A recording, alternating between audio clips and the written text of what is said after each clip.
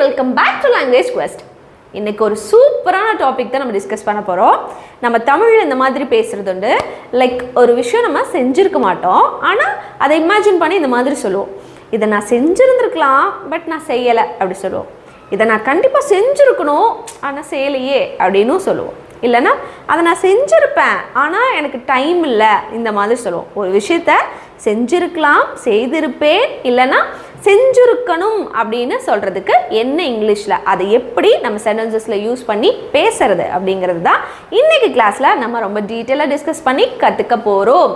அதுக்கு முன்னாடி நம்ம சேனலை சப்ஸ்கிரைப் பண்ணாதவங்க சப்ஸ்கிரைப் பண்ணிட்டு பக்கத்தில் இருக்கிற பெல் ஐக்கானையும் கிளிக் பண்ணிக்கோங்க. அப்போ தான் நம்ம போடக்கூடிய வீடியோஸ் உங்களை தொடர்ந்து வந்து சேரும்.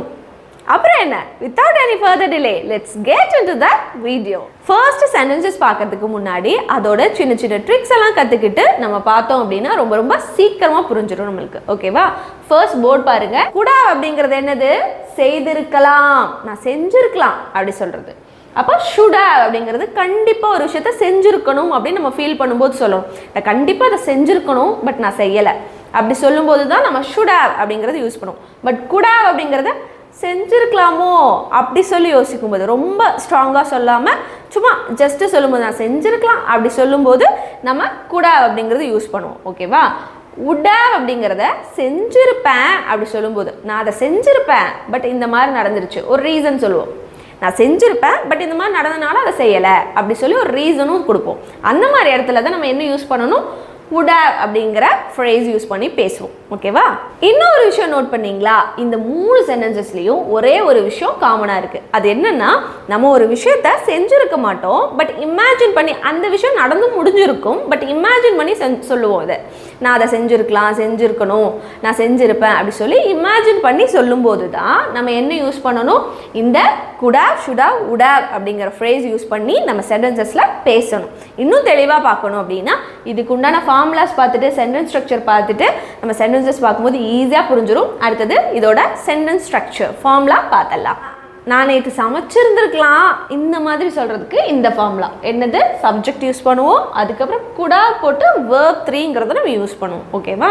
அடுத்தது பாருங்கள், செஞ்சுருக்கணும், நான் நேற்று சமைச்சிருந்துருக்கணும் அப்படின்னு கண்டிப்பாக சொல்கிறது. அப்போது சப்ஜெக்ட் போடுவோம், should have போட்டு verb 3 அப்படிங்கிறத யூஸ் பண்ணி ஒரு சென்டென்ஸில் நம்ம பேசுவோம். அடுத்தது செஞ்சுருப்பேன், நான் நேற்று சமைச்சிருப்பேன் ஆனால் எனக்கு டைம் இல்லை அந்த மாதிரி சொல்கிறதுக்கு சப்ஜெக்ட் போடணும், உடா போட்டு verb 3 போட்டு ஒரு சென்டென்ஸில் நம்ம பேச போகிறோம். அது எப்படி அப்படின்னு சென்டென்சஸ் பார்க்கும்போது உங்களுக்கு ஈஸியாக புரிஞ்சிடும். Let's see the first sentence. அவள் இரவு உணவை முன்பே சமைத்திருக்கலாம் அப்படின்னு சொல்கிறோம். அவள் நைட்டு டின்னரை சீக்கிரமாகவே சமைச்சிருக்கலாம் அப்படி சொல்லி சொல்கிறது. இப்போது சமைத்திருக்கலாம்னு வருது இல்லையா இந்த இடத்துல? இந்த சென்டென்ஸில் என்ன வருது? சமைத்திருக்கலாம். அப்போ சமைத்திருக்கலாம், செய்திருக்கலாம். அப்போ ஃபார்முலா என்ன? சப்ஜெக்ட் வரணும், குடாவை போட்டு verb 3 யூஸ் பண்ணுவோமா? இப்போ இதில் எது சப்ஜெக்ட்? அவள் அப்படிங்கிறதான். அவளை பற்றி சொல்லியிருக்கிறோம் இல்லையா? ஷீ. நெக்ஸ்ட் ஃபார்முலாவில் என்ன இருக்குது? குடா. சமைத்திருக்கலாம்ங்கிறனால ஷீ குடா. verb 3 சொல்லியிருக்கிறாங்களா? verb 3 என்னது? சமைக்கிறது தான் இல்லையா? அப்போ சமைக்கிறதுக்கு என்ன இங்கிலீஷில் சொல்லுவோம்? குக்குன்னு சொல்லுவோம். இப்போ verb 3 யூஸ் பண்ணும்போது குக்டு அப்படின்னு போடுவோம். She could cooked. She could cooked. என்னதா? இரவு உணவை அப்படின்னா என்னென்ன சொல்லுவோம் இங்கிலீஷில்? டின்னர் அப்படி சொல்லுவோமா? ஷீ குடா குக்ட் டின்னர் முன்பே அப்படின்னா earlier. அவ்வளோதான். Just read the sentence now. She could have cooked dinner earlier அப்படின்னு தான் இந்த சென்டென்ஸ் நம்ம இங்கிலீஷில் பேசணும். அடுத்தது பாருங்க, நீ என்னிடம் உண்மையை சொல்லி இருக்கணும் அப்படின்னு சொல்கிறோம். இந்த இடத்துல கொஞ்சம் அழுத்தி சொல்கிறோம். நீ உண்மை என்கிட்ட சொல்லி இருக்கணும் அப்படி சொல்லி கொஞ்சம் அழுத்தி சொல்கிறோம். அந்த இடத்துல நம்ம என்ன யூஸ் பண்ணணும்? should have அப்படிங்கிறத யூஸ் பண்ணுவோம். அதுக்கு என்ன ஃபார்முலா இருக்குது? ஃபர்ஸ்ட் சப்ஜெக்ட் இருக்குதா? சப்ஜெக்ட் என்ன? நீ. அப்போது நீக்கு என்ன இங்கிலீஷில்? யூ. அப்புறம் should have போடுவோம். should have சொல்லி இருக்கணும் அப்படிங்கிறது தான். அப்போ சொல்கிறதுக்கு என்ன இங்கிலீஷில்? டெல்லுன்னு சொல்லுவோம். verb 3 கொடுத்துருக்காங்க. அப்போ டெல் அப்படிங்கிறது டோல்டாக மாறிடும். அப்போ you should have told. you should have told. என்னிடம் told me. உண்மையை the truth. That's it. Read பண்ணுங்க. You should have told me the truth. நீ என்கிட்ட உண்மையை சொல்லி இருந்திருக்கணும் அப்படி சொல்லி கொஞ்சம் ஸ்ட்ரெஸ் பண்ணி அழுத்தி சொல்றது. ஓகேவா? அடுத்த சென்டென்ஸ் பாருங்க. நான் உனக்கு உதவி செய்திருப்பேன் ஆனால் எனக்கு தெரியல. நான் உனக்கு ஹெல்ப் பண்ணி இருந்திருப்பேன் பட் எனக்கு தெரியலையே அப்படி சொல்றது. ஓகேவா? இது எப்படி மாற்றலாம்? இந்த செய்திருப்பேன் அப்படி சொல்லும்போது என்ன நம்ம யூஸ் பண்ணுவோம்? என்ன கீ ஃப்ரேஸ் நம்ம யூஸ் பண்ணணும்? உடாவ் இல்லையா? உடாவுக்கு உண்டான ஃபார்முலா சப்ஜெக்ட், உடாவ் போட்டு verb 3ங்கிறது யூஸ் பண்ணுவோம் இல்லையா? சரி, இந்த இடத்துல என்ன சப்ஜெக்ட் கொடுத்துருக்குறாங்க? நான். என்னை பற்றி தான் சொல்லியிருக்கிறோம் இல்லையா? நான்னா ஐ இல்லை, அதுக்கப்புறம் உடாவ் அப்படிங்கிறது யூஸ் பண்ணுவோம். ஐ உடாவ். அடுத்து என்னது? உதவி இருப்பேன் அப்படி சொல்கிறோம் இல்லையா? ஸோ உதவுறதுக்கு என்ன இங்கிலீஷில்? ஹெல்ப். ஹெல்ப்போட verb 3 helped. ஓகேவா? ஐ would have helped. I would have helped. Next I would have helped you. உனக்கு தான் இல்லையா? I would have helped you. ஆனால் பட் எனக்கு தெரியலை. past tense. I didn't know. That's it. Read the sentence now. I would have helped you but I didn't know அப்படி சொல்லி சொல்றது. Last one பாருங்க. அவள் நேரத்திற்கு வந்திருக்கணும். கொஞ்சம் அழுத்தி சொல்ற மாதிரி இல்லை, நீ டைமுக்கு வந்திருக்கணும் அப்படி சொல்லி சொல்றது. கொஞ்சம் ஸ்ட்ரெஸ் பண்ணி சொல்றது. அப்போ நம்ம என்ன யூஸ் பண்ணுவோம்? should haveங்கிறது தான் யூஸ் பண்ணி இந்த சென்டென்ஸ் மாற்ற போகிறோம். ஓகே, should have மாற்றணும்னா ஃபார்முலா பாருங்க. ஃபர்ஸ்ட் சப்ஜெக்ட் இல்லையா? she.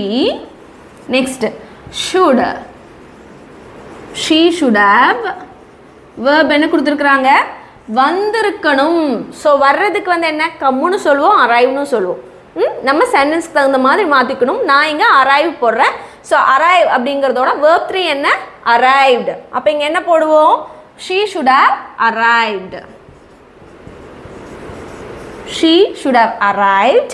அதுக்கப்புறம் எப்போ? நேரத்திற்கு, on time. that's it. Read பண்ணுங்க.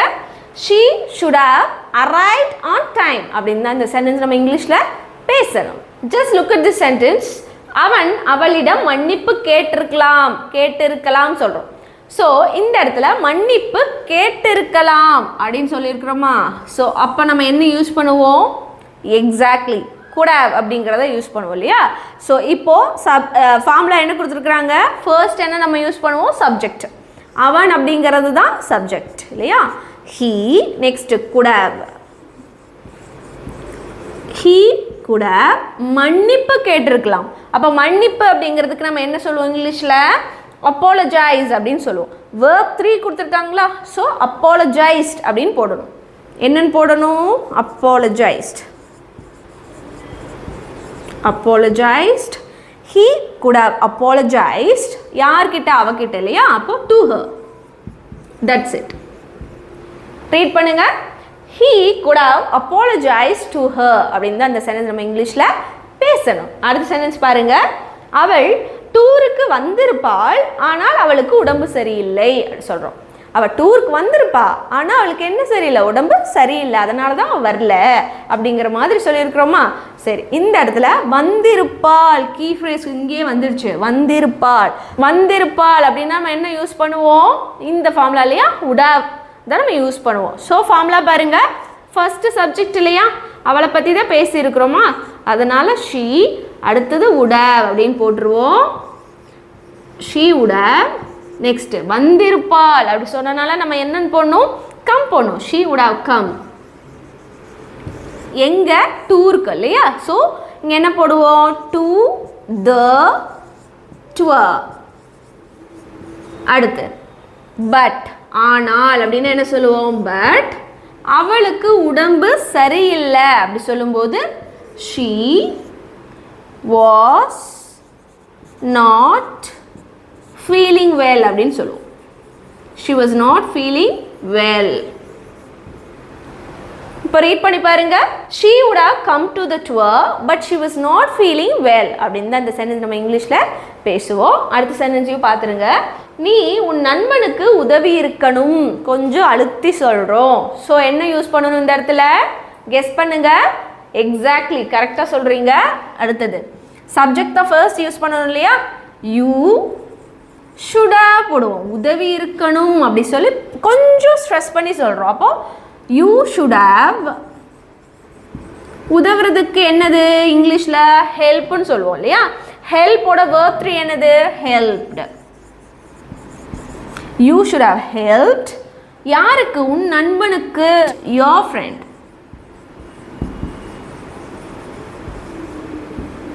Just read the sentence now. You should have helped your friend அப்படின்னு சொல்லணும். அடுத்தது பாருங்க, நான் உனக்கு நேற்று இரவு கால் செய்திருக்கலாம். நான் நேற்று உனக்கு கால் பண்ணியிருந்திருக்கலாம் அப்படி சொல்கிறது. அப்போது இந்த இடத்துல செய்திருக்கலாம் இருக்கா? கால் செய்திருக்கலாம் அப்படிங்கும்போது நம்ம என்ன யூஸ் பண்ணுவோம்? could have அப்படிங்கிறது யூஸ் பண்ணுவோமா? சரி, இங்கே என்ன யூஸ் பண்ணணும்? First subject. அப்போ நான்னா ஐ could have. கால் செய்கிறது தான் இந்த இடத்துல வேர்பாக இருக்கு இல்லையா? அதுதான் இங்கே வேர்ப். அப்போ கால் செய்கிறதுக்கு கால் தான் சொல்லுவோம். வேர்ப் 3 மாறும்போது கால்ட் அப்படின்னு சொல்லுவோம். ஐ could have called. I could have called உனக்கு, called you. நேற்று இரவு அப்படிங்கிறத last night அப்படின்னு போட்டுக்கலாம். ரீட் பண்ணுங்க. I could have called you last night அப்படின்னா நான் உனக்கு நேற்று நைட் கால் பண்ணியிருந்திருக்கலாம் அப்படி சொல்லி சொல்கிறது. Just look at this sentence. அவர் மீட்டிங்கில் பங்கேற்று இருக்கணும் அப்படி சொல்கிறது. ஸோ மீட்டிங்கை அவர் அட்டன் பண்ணி இருந்திருக்கணும். கொஞ்சம் ஸ்ட்ரெஸ் பண்ணி கொஞ்சம் கண்டிப்பாக சொல்கிறோம். அவர் மீட்டிங் அட்டன் பண்ணி இருந்திருக்கணும் அப்படி சொல்கிறது. ஓகேவா? ஸோ இந்த இடத்துல கீ ஃப்ரேஸ் வந்து பங்கேற்று இருக்கணும் அப்படிங்கிறது. அப்போ ஒரு விஷயம் செஞ்சுருக்கணும் அப்படி சொல்லும்போது நம்ம என்ன யூஸ் பண்ணுவோம்? should have அப்படிங்கிறத யூஸ் பண்ணுவோம் இல்லையா? ஃபர்ஸ்ட்டு என்ன இருக்குது ஃபார்முலாவில் பாருங்கள், சப்ஜெக்ட் இருக்கா? அப்போ அவர் அப்படிங்கிறதுக்கு he should have. என்ன verb இருக்கு? பங்கேற்று இருக்கிறது இல்லையா? அப்போ பங்கேற்பது அப்படின்னு இங்கிலீஷில் என்ன சொல்லுவோம்னா attend அப்படின்னு சொல்லுவோம். அது verb 1. attended அப்படி சொல்லணும். அப்போ தான் verb 3 கன்வெர்ட் ஆகும். அப்போ இந்த இடத்துல he should have attended.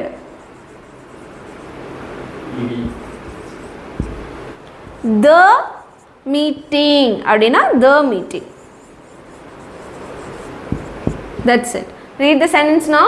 He should have attended the meeting அப்படின்னு சொல்லணும். அடுத்தது பாருங்க, அவர் உங்களுக்கு கால் செய்திருப்பார், ஆனால் அவர் உங்கள் நம்பரை மிஸ் பண்ணிட்டார் அப்படி சொல்லியிருக்கிறோம். அவர் உங்களுக்கு வந்து கால் பண்ணியிருப்பார், ஆனால் அவர் உங்கள் நம்பரை மிஸ் பண்ணிட்டாரு அப்படி சொல்லும்போது நம்ம என்ன யூஸ் பண்ணுவோம்? செஞ்சிருப்பார் அப்படி சொல்லியிருக்கிறோம் இல்லையா? அப்போ நம்ம இங்கே என்ன போடலாம்? would have அப்படிங்கிறத யூஸ் பண்ணுவோம் இல்லையா? சப்ஜெக்ட் என்ன? அவர். அப்போ he would have செய்திருப்பார், கால் செய்திருப்பார் இல்லையா? இதுதான் வேர்பாக வந்திருக்கு. கால் செய்கிறது தான் வேர்பு.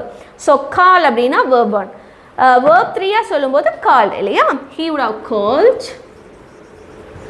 யாருக்கு? உங்களுக்கு இல்லையா? called you. ஆனால் பட் அவர் உங்கள் நம்பரை மிஸ் பண்ணிட்டார் அப்படின்னா he missed your number.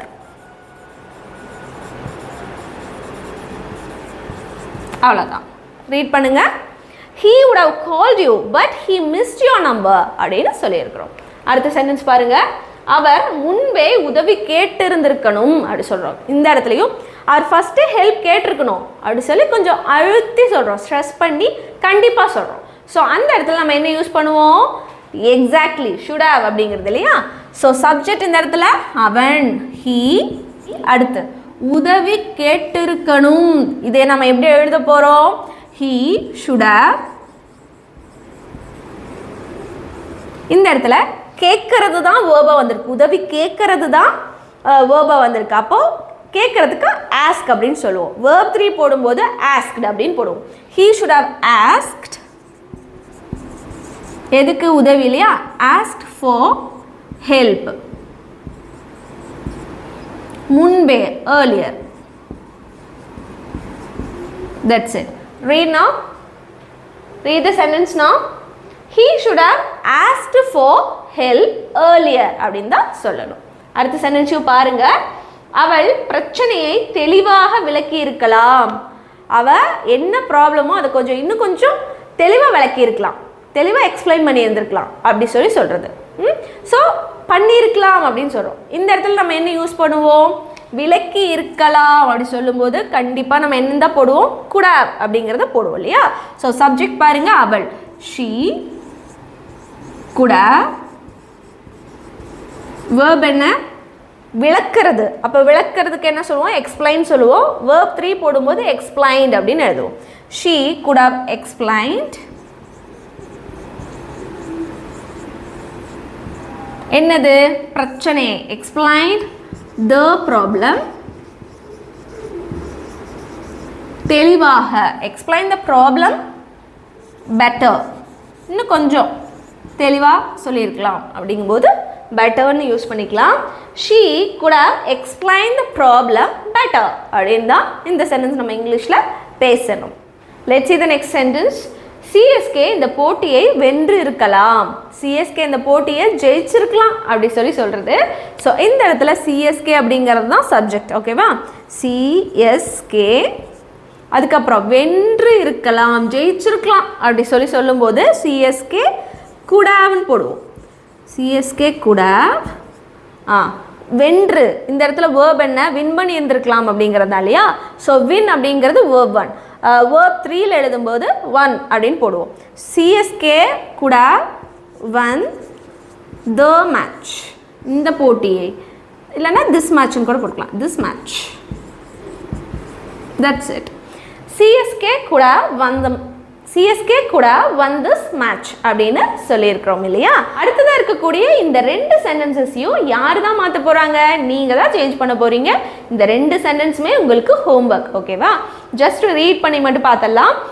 நான் அந்த படம் பார்த்திருப்பேன், ஆனால் எனக்கு நேரம் இல்லை. நான் அந்த படம் பார்த்துருப்பேன், பட் எனக்கு டைம் இல்லை அப்படி சொல்லியிருக்கிறோம். ஸோ இந்த இடத்துல பார்த்திருப்பேன் அப்படிங்கிறது தான் வேர்ப். ஓகேவா? ஸோ ஒரு மூவியை பார்க்கும்போது வாட்ச் அப்படின்னு சொல்லுவோம். அது verb 1. verb 3 இருக்கும்போது watched. இது மட்டும் நான் சொல்லிடுறேன். verb 3 என்னது? watch. இதை யூஸ் பண்ணி நீங்கள் சேஞ்ச் பண்ணுகிறீங்க. அடுத்தது பாருங்க, நீ உன் மேனேஜரிடம் மரியாதையுடன் பேசியிருக்கணும். நீ உன்னோட மேனேஜர்கிட்ட மரியாதையாக பேசியிருக்கணும். இந்த இடத்துல பேசியிருக்கணும் அப்படிங்கிறது தானே verb. ஸோ பேசுறதுக்கு ஸ்பீக்குன்னு சொல்லுவோம். அப்போ verb 3 வந்து ஸ்பீக், ஸ்போக், ஸ்போக்கன் அப்படின்னு சொல்லுவோம். ஓகேவா? verb 3 என்ன? ஸ்போக்கன். இதை யூஸ் பண்ணி நீங்கள் இந்த 2 சென்டென்ஸையும் மாற்றி எனக்கு காமெண்ட் பண்ணுங்கள். கண்டிப்பாக நான் செக் பண்ணுறேன். இன்றைக்கி வீடியோ கண்டிப்பாக யூஸ்ஃபுல்லாக இருந்திருக்கும் நான் நினைக்கிறேன். நீங்களும் அதே மாதிரி நினச்சிங்கன்னா நீங்கள் செய்ய வேண்டிய ஒரே விஷயம், நம்ம சேனலை சப்ஸ்கிரைப் பண்ணிவிட்டு பக்கத்தில் இருக்கிற பெல் ஐக்கானையும் கிளிக் பண்ணிக்கோங்க. அப்போ தான் நாம் போடக்கூடிய வீடியோஸ் உங்களை தொடர்ந்து வந்து சேரும். நம்ம வீடியோஸை யாருக்கெல்லாம் யூஸ்ஃபுல்லாக இருக்கும்னு நினைக்கிறீங்களோ அவங்களுக்கெல்லாம் ஷேரும் பண்ணிவிடுங்க. நான் உங்களை இன்னொரு யூஸ்ஃபுல்லான வீடியோவில் பார்க்குறேன். until then, take care. Bye-bye.